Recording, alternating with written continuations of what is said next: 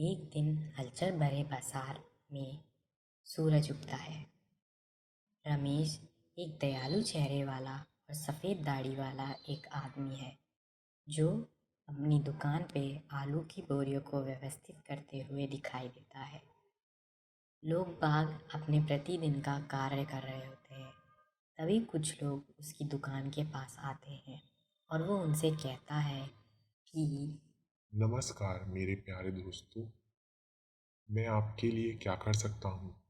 तभी वहाँ पर एक परेशान युवा किसान जिसका नाम राजेश होता है, वो चिंतित मुद्रा में रमेश की दुकान पर पहुँचता है। वो उससे भारी मन के साथ कहता है कि नमस्कार रमेश, तुम कैसे हो? रमेश राजेश की परेशानी को देखते हुए उससे कहता है कि तुम्हें क्या परेशानी है राजेश, मुझे बताओ।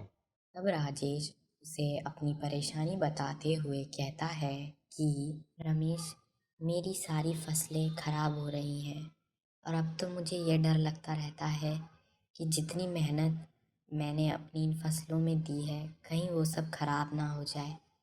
तुम ही बताओ मैं अब क्या करूं? रमेश राजेश की बात बड़ी ध्यान से सुनता है और सोच समझकर सिर हिलाते हुए आश्वस्त होकर मुस्कुराते हुए कहता है कि आओ राजेश, तुम मेरे साथ आओ। तुम घबराओ मत, सब ठीक हो जाएगा। और फिर राजेश और रमेश दोनों एक तरफ जाने लगते हैं। तब वहाँ पर रमेश राजेश को एक आलू की छोटी बोरी देता है। राजेश, इन्हें ले जाओ और देखभाल के साथ इन्हें अपने खेत में लगा देना। लेकिन याद रखना, यह सिर्फ इन्हें लगाने के बारे में नहीं है। तुम्हें इसका बहुत ध्यान रखना पड़ेगा और साथ ही साथ में धैर्य से काम करना पड़ेगा। रमेश के दिए हुए आलू को लेते हुए राजेश हिचकिचाता है। वो उससे कहता है कि आलू, वह मेरी खराब होती हुई फसलों में कैसे मदद कर सकते हैं? मुझे कुछ समझ में नहीं आया।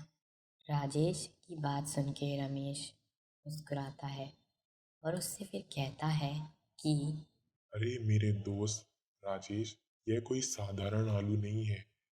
वे लचीलेपन के प्रतीक है। इन आलू की तरह आपको तूफानों का सामना करना सीखना होगा, अंधेरे समय में धैर्य रखना होगा और जल्द ही आपने जिस काम के लिए मेहनत की है उसका आपको पुरस्कार जरूर मिलेगा। अब राजेश रमेश के दिए हुए आलू की बोरी को हिचकिचाते हुए, सिर हिलाते हुए और हैरान और परेशान होते हुए लेता है। और फिर अगले दिन राजेश अपने आसपास की मिट्टी के पोषण का ध्यान रखते हुए हर आलू को लगन से लगाता है। वह उन्हें प्रतिदिन पानी भी देता है और बहुत मेहनत के साथ उनकी देखभाल भी करता है। अब कुछ समय बाद मौसम बदलता है और आलू उगने लगते हैं। चुनौतियों के बावजूद राजेश की आलू की फसल लहराती है और स्वस्थ भी दिखाई देती है।